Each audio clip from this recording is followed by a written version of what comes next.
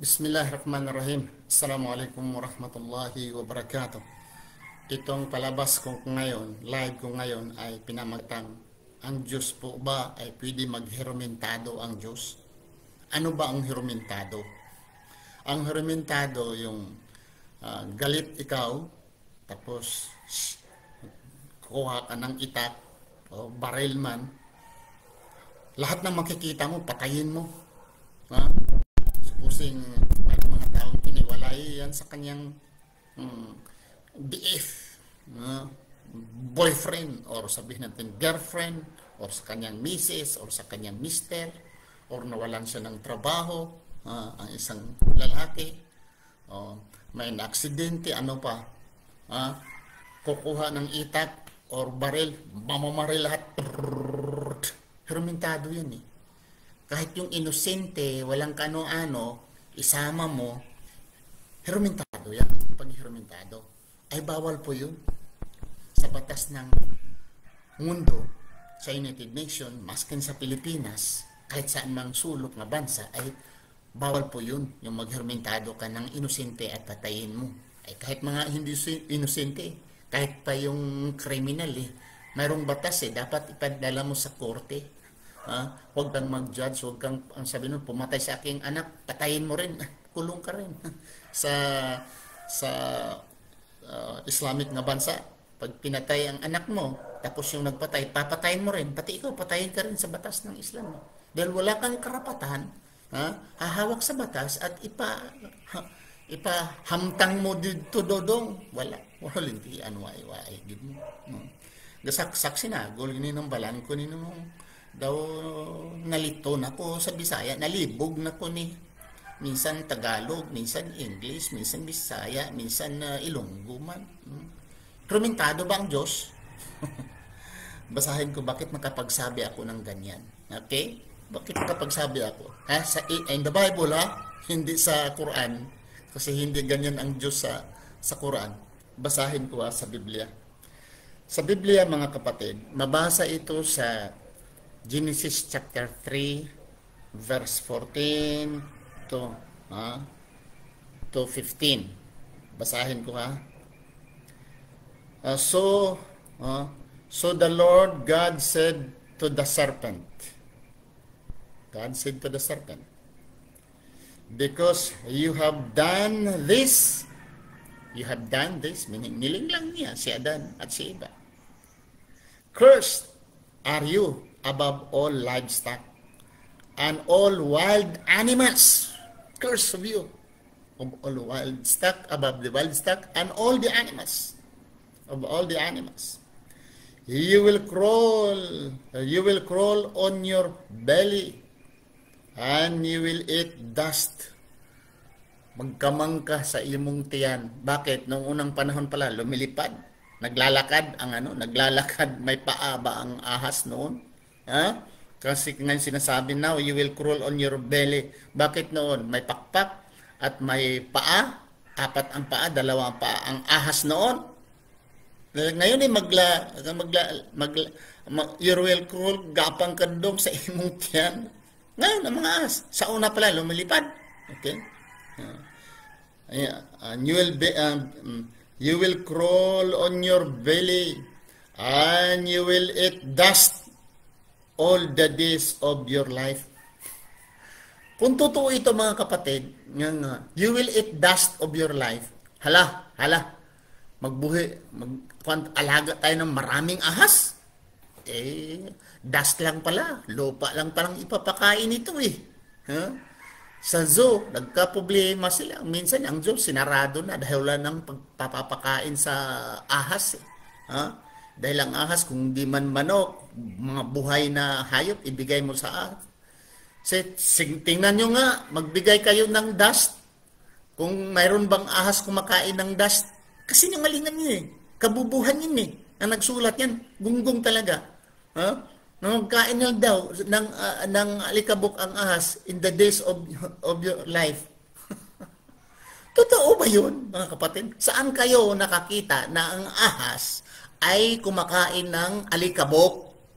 Saan? Magdala ka nga ng alikabok, ilang kilo? Magdala ka ng isang sakong alikabok. At magdala ka ng magdala ka ng isang manok, ibigay mo sa ahas kung saan ang unang kakainin niya. Mamatay na lang ang ahas, hindi talaga kakain ng alikabok yan. Kasi kumakain ang ahas ng alikabok, dust, naku, walang gasto yung mga zoo. Oh. Dito pa, babasahin, continue natin sa 15. And I will put enmity between you and the woman, and between your offspring. Okay? Between your offspring. He will crush you. He will crush your head, and you will strike his heels. Oh, totoo ba yun? He will crush you, crush your head, yung ahas. Ang dami ngayon nag-alaga ng ahas eh. Maraming nag-alaga ng ahas ngayon. Tapos crush your head. Takot nga eh. Maraming takot ngayon sa ahas eh. Tutuklaw raw.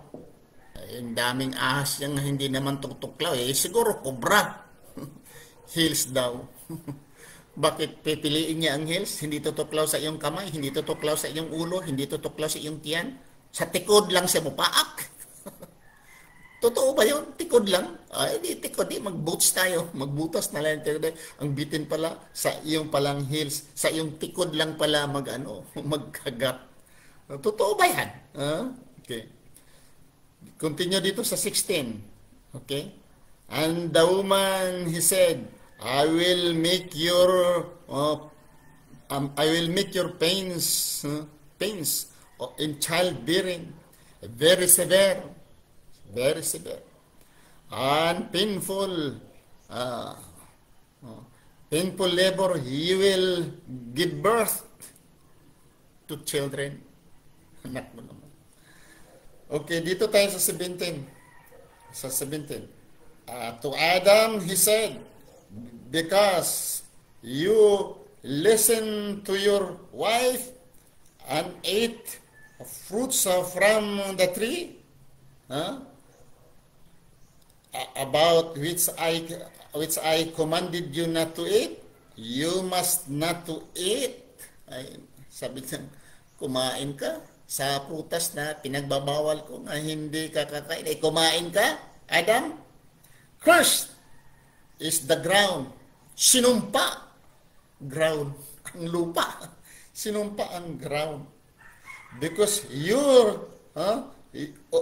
because of you, through painful toil, you will eat food from it all the days of your life. So, si Adam talaga ay talagang mapait na ang trabaho niya. Magbungkal na siya, magpapawis na siya, si Adam.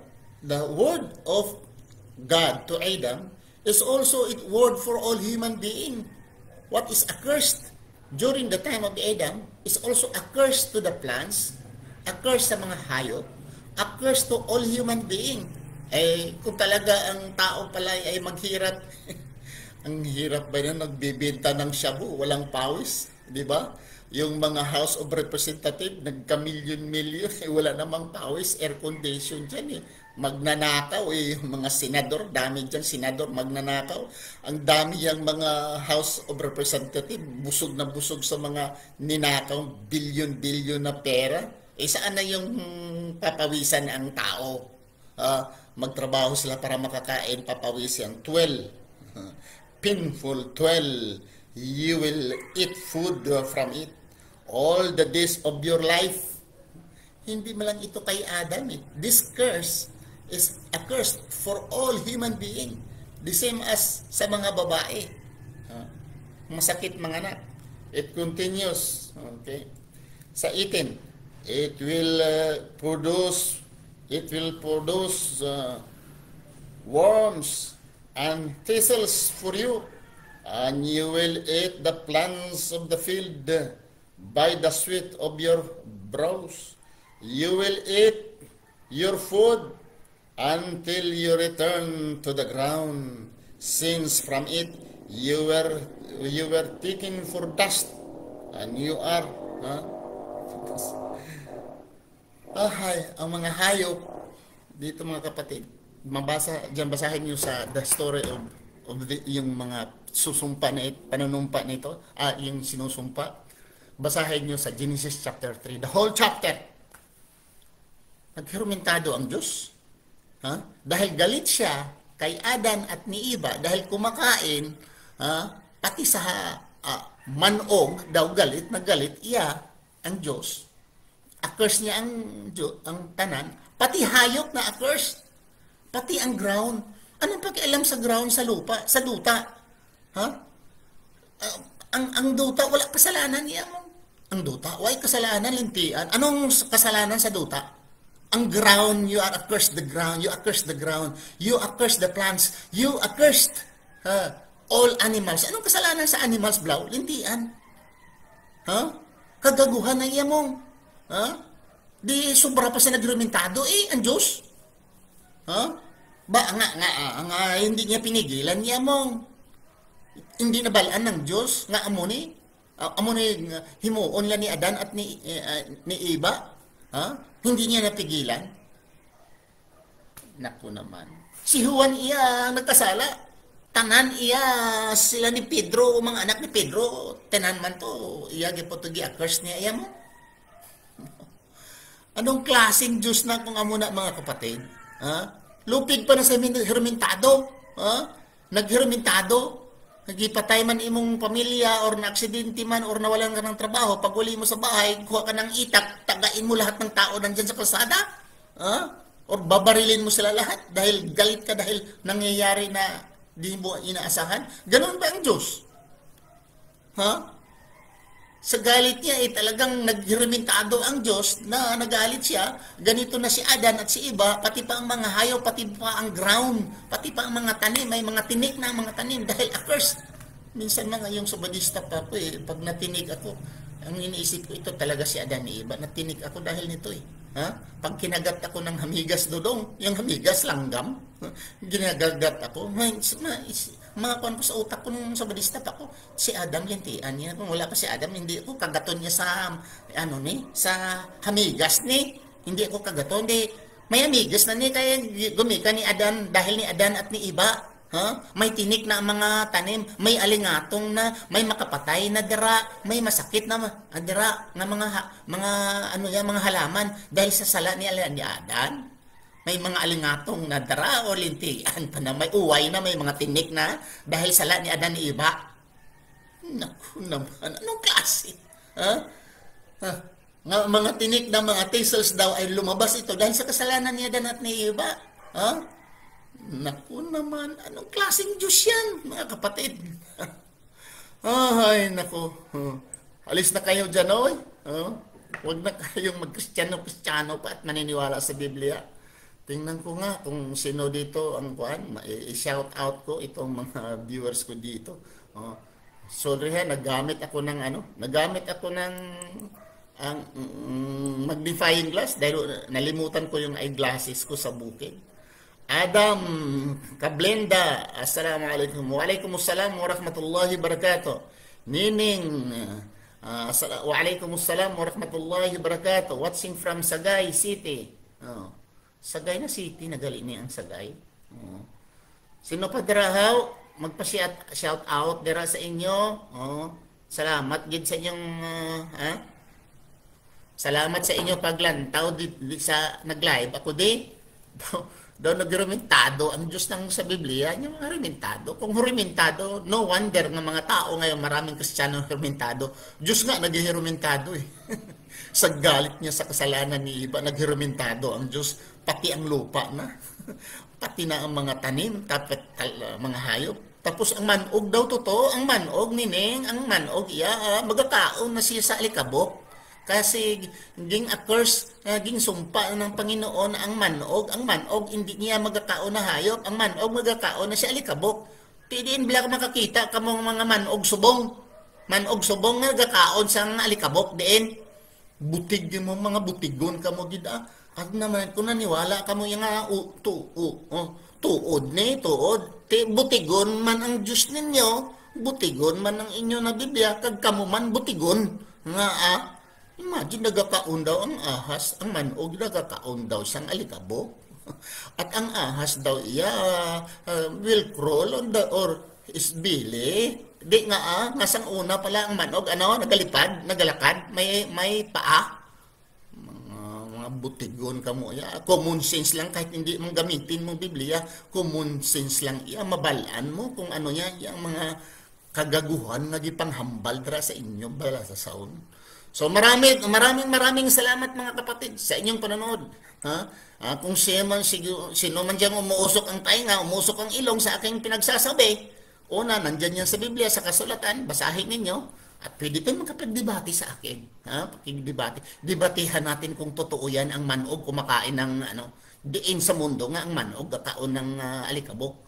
Kag nga, ang ginsumpa niya ang duta, ginsumpa niya ang mga tao, tanan, ginsumpa niya ang mga halaman.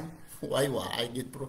Marami salamat, gid. Padre, ang taon ta kung mamay. Di, kung may ara naman din ang nag-comment. Kung may nag-comment dire, Jamal, Makadatar, Waalaikumsalam warahmatullahi wabarakatuh. Abdurasak Idris, shout out sa inyo. Shout out din sa inyo. Adam Kablenda, Waalaikumsalam. Nining, shout out. Salamat gid sa nagapalo iya mo. Alhamdulillah, paki-share na lang ini. Paki-share na lang. So maraming salamat. Subhanakallah Allahumma bihamdika asyhadu an la ilaha anta astaghfiruka wa atubu ilaik. Assalamu alaikum warahmatullahi wabarakatuh.